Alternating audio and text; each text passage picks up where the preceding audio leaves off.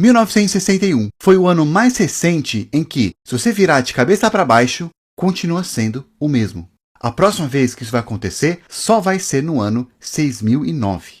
Talvez não tenha sobrado muita coisa em pé nesse ano, mas quem sabe uma das coisas seja essa ideia que um artista lá em 1993 começou um projeto na Alemanha onde ele colocou um bloco e aí a cada 10 anos vai colocar um outro bloco. E no final vai ficar algo assim. Ano passado eles adicionaram o quarto bloco e a pirâmide só vai se completar total em 1190 anos, no ano 3183. Pois é, o mundo é cheio de curiosidades. Já fizemos uma lista de geografia. Agora, vamos voltar no tempo e fazer 10 curiosidades da história que talvez você não saiba. Desde o senador que literalmente era um cavalo, até o homem que sobreviveu 2 bombas atômicas. Bora lá.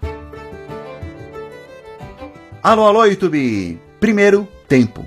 Alguns dos meus fatos favoritos na história sempre tem a ver com o tempo e como que a gente não tem noção dele direito. Por exemplo, quando a gente pensa no Egito Antigo, a gente pensa em algo bem antigo, antes de outros eventos, como por exemplo o Império Romano. E realmente, as pirâmides egípcias são muito antigas. Mas o Egito em si, ele durou bastante tempo, com altos e baixos, terminando de vez somente no ano 30 a.C. Só que o curioso é que, para as pessoas que viviam nessa época do final do Egito, as pirâmides já eram coisa muito antiga. Tanto que a Cleópatra é tão uma história antiga para nós, quanto as pirâmides eram para ela. O reino da Cleópatra é mais perto do pouso da lua do que da criação das pirâmides. Outro fato interessante sobre o tempo é o Império Azteca. Parece que foi uma coisa muito antiga, tanto quanto o Império Romano, o Persa, etc. Ou até os egípcios, já que eles também tinham pirâmides. Mas eles são mais recentes do que a gente imagina, surgindo em 1428 e terminando em 1521. Ou seja, a Universidade de Oxford, que é uma das universidades mais prestigiadas hoje em dia, é mais antiga que o Império Azteca, começando lá por volta de 1096. Aliás, a universidade mais antiga não é essa não, é a Universidade Al-Qarawiyyin, em Marrocos, fundada no ano 859, não só sendo mais antiga que Oxford, como sendo mais antiga que o próprio Reino da Inglaterra. Número 2, Senador Cavalo. O imperador romano Calígula tinha um cavalo chamado Incitatus, que ele gostava tanto que ele fez dele um senador. Isso mesmo, o Império Romano supostamente já teve um cavalo como senador. E eu achava que o Brasil era doido. E se você acha que os políticos daqui que são mimados? Olha só esse cavalo. Ele ganhou do imperador uma baía de mármore, uma manjedoura de marfim, rédea com joias, até mesmo uma casa. Alguns historiadores falam que esse fato dele virar senador foi um boato. Mas mesmo se foi, com certeza esse cavalo viveu uma vida melhor que a maioria dos romanos da história. Mas esse não era o único animal que teve vida política não. Tem vários aí pela história, mas o interessante aqui no Brasil foi lá em 1959, quando um jornalista lançou a candidatura do Cacareco, um rinoceronte do zoológico, para ser vereador de São Paulo. Como as pessoas votavam no papel, dava para escrever o nome do seu candidato na cédula. E como protesto, muitos escreveram o nome do Cacareco. No final, ele acabou recebendo 100 mil votos. Número 3, restos mortais. Indo de democracia para monarquia, quando o rei Luís XVI e a Maria Antonieta foram decapitados lá na Revolução Francesa, muitas pessoas alegaram mergulhar seus lenços no sangue dele, para guardar de lembrança. Em 2011, um grupo de cientistas acreditava ter um desses lenços que tinha ainda o sangue do Luís XVI. Eles até comprovaram. Porém, um outro grupo, em 2014, analisou e disse que provavelmente não é. Mas esses franceses não foram os únicos que supostamente queriam guardar um pedaço do líder com eles. Já comentamos aqui em outro vídeo, os soviéticos gostavam de guardar e preservar corpos de alguns líderes e também estudar depois. Até hoje, se você for para Moscou, você pode visitar o mausoléu de Lenin e ver o corpo dele bem preservado. Mas o cérebro dele não vai estar lá, porque ele foi retirado para os soviéticos poderem estudar. Eles queriam ver se tinha alguma coisa especial. Ele não foi o único líder que eles fizeram isso. Interessante é que uma vez, quando Mao, o líder da Revolução Comunista lá na China, visitou a União Soviética lá em 1949, o Stalin deixou ele ficar num hotel e deu bastante comida para ele. Mas Mao não fazia ideia de que cientistas soviéticos estavam secretamente coletando as fezes dele para poder analisar e ver do que Mao era feito. Número 4, o rei da Inglaterra tem sangue judeu, muçulmano e até do Drácula. Pois é, todo mundo sabe que a família real britânica tem sangue celta, saxão, viking, francês e até escocês e alemão. Mas além desses, surpreendentemente, eles também têm ancestrais judeus, africanos e provavelmente muçulmanos também. Teve um rei espanhol que viveu numa época em que muitos muçulmanos ainda estavam na Península Ibérica, os mouros. Depois que sua esposa morreu, ele teve um filho com uma outra mulher, que ela acabou trocando de nome depois. E ela era descendente de uma dinastia muçulmana que governou as terras por lá. Esse filho deles é ancestral de Maria, que teve uma filha com Pedro de Castela, e essa filha é ancestral de Henrique VII da Inglaterra. Eles também têm ancestrais africanos, através dessa linha aqui, judeus através dessa linha aqui, e até mesmo do Drácula, mas não vampiro. É aquele cara que inspirou a história do vampiro. Eu falei mais sobre isso naquele outro vídeo sobre algumas curiosidades da Rainha Elizabeth. Dá uma olhada, depois se inscrever e curtir esse vídeo aqui. Mas gente, isso até que não é de surpreender tanto. Afinal, cientificamente falando, todo mundo é parente de todo mundo. Geneticistas falam que a gente é pelo menos primo de 50º grau de todo mundo do planeta. Pensa assim, você tem 2 pais, 4 avós, 8 bisavós, e aí cada geração esse número dobra. Se você seguir a sua árvore genealógica até a época dos romanos, umas 64 gerações atrás, essa árvore genealógica vai precisar ter 1 quintilhão de indivíduos diferentes, que obviamente é um número muito maior do que todos os seres humanos que já existiram.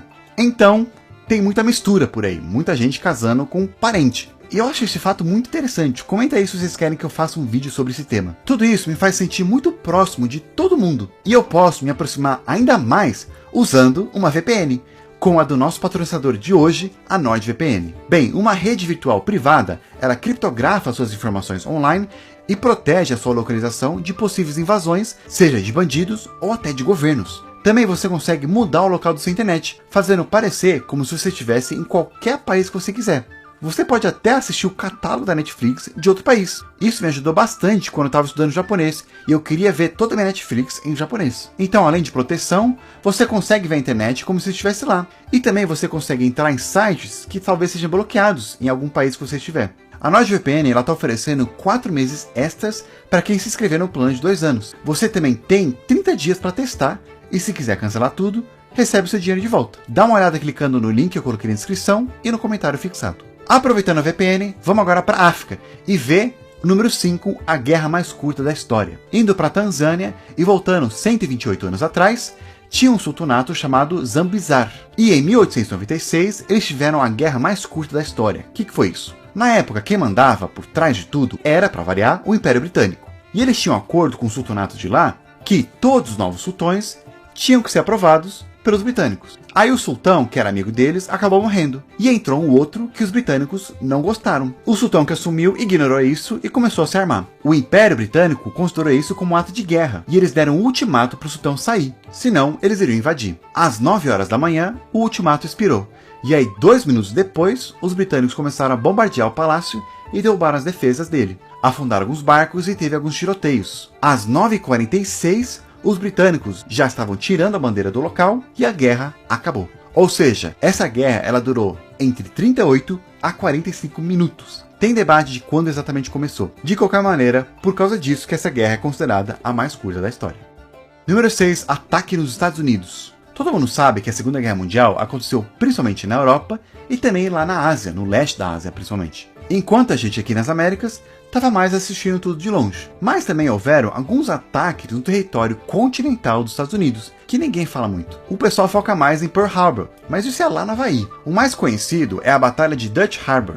Em 1942, o Japão atacou a base naval numa ilha lá do Alasca. Mas lá é uma ilha bem isolada do resto do país. Então talvez não conta muito. Será que teve algum outro ataque no território principal que a gente vê em filmes? A resposta é sim, mas os Estados Unidos ele quis esconder isso porque ele não queria que o Japão soubesse que eles podiam conseguir fazer mais e possivelmente incendiar vários lugares do país. O ataque não foi com aviões ou navios, e sim com balões. Balões incendiários, que servem para cair e botar fogo nas coisas. Para muitos, isso é considerado o primeiro bombardeio e ataque aéreo de um poder de fora na parte continental dos Estados Unidos. Em 1944, o Japão lançou em torno de 9.000 balões de incêndio em um período de 5 meses, lá na costa leste dos Estados Unidos. O pessoal especula que somente em torno de 1000 conseguiram chegar mesmo, mas só teve 285 incidentes reportados. Um deles acabou em uma tragédia. Ele caiu num parque. Aí uma mulher com seus 5 filhos encontraram e foram lá tocar no lugar. E aí o balão acabou explodindo, se tornando então as únicas vítimas da Segunda Guerra Mundial no território principal dos Estados Unidos. Número 7. O sobrevivente nuclear. Essa história agora, ela é incrível. Você já esteve no lugar errado e na hora errada? Pois é, eu também, mas nenhum de nós nos comparamos com Tsutomu Yamaguchi. Ele estava fazendo uma viagem de negócios lá em Hiroshima. Aí, quando ele estava indo pegar o trem para voltar para casa, ele viu 2 aviões passando pela cidade e lançaram algo que caía com 2 paraquedas. Aí veio um clarão e a explosão, que aconteceu a apenas uns 5 km de onde ele estava. Ele apagou e acordou todo atordoado, com tímpanos danificados, queimaduras no corpo, e viu uma grande nuvem de cogumelo. Ele foi e passou a noite em um abrigo, onde colocaram curativos nele. E aí no dia seguinte, pegou o trem e foi para casa, onde ele morava, em Nagasaki. Pois é, chegando lá, ele foi pro trabalho 3 dias depois de ter sobrevivido uma bomba nuclear. Ele falou pro chefe o que aconteceu, mas naquela época as notícias viajavam mais devagar, e o chefe não acreditou. Para ele, não existia uma bomba que conseguia destruir uma cidade inteira. Ironicamente, de acordo com Yamaguchi, bem quando o chefe fala que isso não é possível, da janela eles veem outro grande clarão seguido de explosão. Ele de novo estava a uns 5 km da segunda bomba nuclear que explodiu, em Nagasaki. Ele levantou e não estava entendendo o que estava acontecendo. Lembra, naquela época o pessoal não sabia sobre essas bombas, que elas existiam e qual era o poder delas. Ele tinha pensado que a nuvem de cogumelo estava seguindo ele. Ele voltou para casa e, para sua alegria, o seu filho e sua esposa estavam vivos. Ele mais uma vez sobreviveu ao incidente e viveu muito tempo até, mais tempo que seu filho e sua esposa, morrendo somente em 2010, com 93 anos. Ele é a única pessoa, pelo menos reconhecida pelo governo japonês, a ter sobrevivido a 2 bombas nucleares. Número 8. Chernobyl. Falando em bomba atômica, em 1986 teve aquele famoso acidente de Chernobyl na Ucrânia, quando um reator nuclear pegou fogo e aí espalhou muita radiação, que até hoje o lugar é um perigo. Vladimir Pravik foi um dos primeiros bombeiros a chegar no local, e a radiação estava tão forte que acabou mudando a cor dos olhos dele, de marrom para azul. Infelizmente, como a maioria das primeiras pessoas que prestaram socorro naquele dia, ele morreu somente 15 dias depois de envenenamento por radiação. Número 9. A foto mais antiga. Essa daqui, apesar de não parecer, é a primeira fotografia da história. Colocando alguns efeitos dá para ver melhor. Ela é uma foto tirada de uma janela lá na França, em 1836, a primeira imagem do mundo real que a gente tem. Mas quem que foi a primeira pessoa a aparecer numa foto? Bem, ninguém sabe. Só sabemos que foi essa foto aqui, tirada lá em Paris em 1838. A gente vê a vista da cidade. Mas focando aqui, a gente consegue ver que tem um cara engraxando o sapato. Só que ninguém sabe quem ele é. Esse cara provavelmente passou a vida inteira dele sem saber que foi o primeiro ser humano a ser imortalizado em fotografia. Mas a primeira foto de um rosto humano que a gente consegue ver bem é de Robert Cornelius. Mas tem gente que nasceu bem antes desse cara e que a gente tem a foto dessa pessoa. Uma delas é esse cara aqui, César, um escravo dos Estados Unidos. A foto foi tirada em 1851, mas atrás diz que César nasceu em 1737, ou seja, ele tinha 114 anos quando essa foto foi tirada. Mas infelizmente a gente não consegue confirmar isso oficialmente, o que faz com que essa outra foto seja a foto da pessoa mais velha confirmada que a gente tem, um sapateiro inglês chamado John Adams, que nasceu em 1745. Gente, ele tinha 22 anos quando o pai de Dom Pedro I nasceu, e a gente tem a foto dele. E para finalizar, vamos falar da história perdida, aquela que não está registrada em fotos nem livros e a gente acabou perdendo. O ser humano ele surgiu aproximadamente mais de 200 mil anos atrás, mas a gente só começou a escrever uns 6 mil anos. Ou seja, cerca de 97% da história da humanidade se perdeu. Também tem muitos escritos que se perderam por causa de guerras, fogos ou o tempo apagou mesmo. Então tem muita coisa sobre nós mesmos que a gente não sabe e é bem provável que nem vamos saber. Por exemplo, como que eram os povos da civilização do Vale do Indo? Que, aliás, eles eram mais antigos que a própria Índia. O que eles escreviam e por que eles sumiram do nada? O que os romanos faziam com esses objetos aqui? O que está escrito nesse livro e que língua que é essa? E como eu falei antes, quem será que é esse homem dessa foto? E isso, gente, me faz pensar, o que será que no futuro vão saber de nós? será que vai sobrar alguma coisa? Se os humanos forem extintos e ia chegar uma raça alienígena aqui para estudar a gente, será que eles vão saber que os livros do Harry Potter eram ficção? Será que vai sobrar algum registro da história aqui do Brasil, já que tudo com o tempo vai se deteriorando? É bem provável, gente, que a única coisa que vai sobrar e durar muito mais tempo ainda são as pirâmides do Egito, que, como a gente viu lá no começo, foram construídas há 4.700 anos atrás. Ou seja, tudo que a gente fez depois daquilo talvez se perca. Tudo que algumas pessoas hoje em dia ficam mega fanáticas, defendem com unha e se acham as mais importantes do mundo, vai se apagar e uma hora ninguém vai lembrar. Por isso que eu me esforço em viver de uma maneira em que eu seja um impacto positivo para algumas pessoas, seja meus amigos, família ou vocês aqui no YouTube. Desse jeito, mesmo que no futuro não exista mais nada do Plano Piloto, pelo menos o tempo que eu existi, eu consegui inspirar algumas pessoas. Olha só essa lança feita uns 13 a 15 mil anos atrás. Ela mostra um tipo de cabra aqui na ponta e tem algo saindo atrás dela. Para alguns, ela está tendo um filho e para outros, é fezes. Então, assim como alguns arqueólogos, eu gosto de pensar que essa é a primeira piada que a gente tem evidência. E eu acho muito legal pensar que, 15 mil anos atrás, algumas pessoas deram risada por causa de uma lança pequena com uma cabra defecando. E obrigado por participar desse nosso tempo aqui na Terra. Não desperdice ele não sendo inscrito no canal. E assista também os outros vídeos. A gente tem bastante conteúdo aqui. E por enquanto eu vou ficando por aqui. Nos vemos na próxima.